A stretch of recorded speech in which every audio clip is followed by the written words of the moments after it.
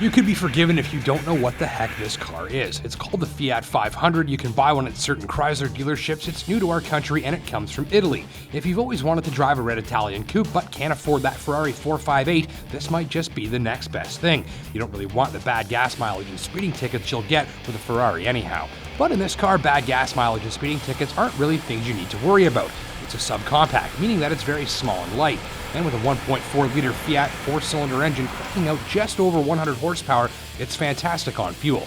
That's thanks in part to a slick variable valve timing system called multi-air, which precisely controls engine air requirements on a cylinder-by-cylinder, stroke-by-stroke basis in real time. And since it's Italian, it comes with Italian beverages in the cup holders, plenty of chrome inside for you to check out your fashionable side, and a funny Italian mustache on the grill. It even plays the Mario Brothers theme jingle as the door chime. Just kidding.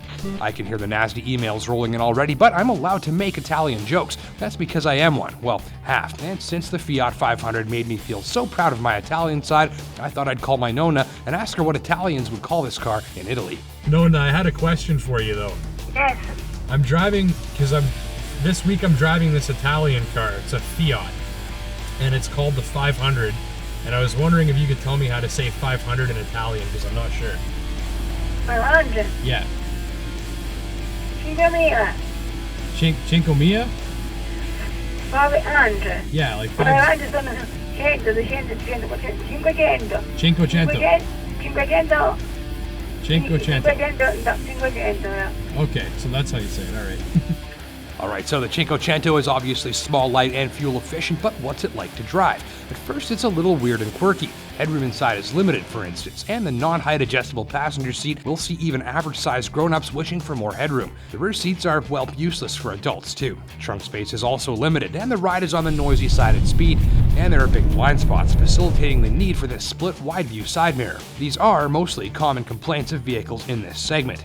And the interior layout is a bit funny too. See, usually there's some form of logic with the layout of the interior controls in a car. That's not the case here. For instance, the trip computer button, which should be in the instrument cluster, is here on the wiper stalk. The window switches that should be on the doors are right here in the middle. The fog light switch is here with the climate controls. The rear defroster that should be with the climate controls is up here on the dashboard, and the volume controls for the stereo are on the back of the steering wheel. I think whoever designed this thing might have just been into the vino a little bit. But this Fiat 500 does have a lot going for it. Gripes aside, it's a fun little car to drive. The horsepower figure is modest, but with that light weight, it scoots along pretty darn good. And with these Michelin Excise winter tires, traction control, and anti-lock brakes, the 500 even hangs on icy roads like this one just fine. And aside from its peppiness, it doesn't ride half bad on nicely maintained roads. The steering is fairly quick and light, and the suspension is taut, meaning there's minimal body roll even if it isn't a handling weapon. There's even a sport button, and the 5-speed manual shifter is pretty slick too.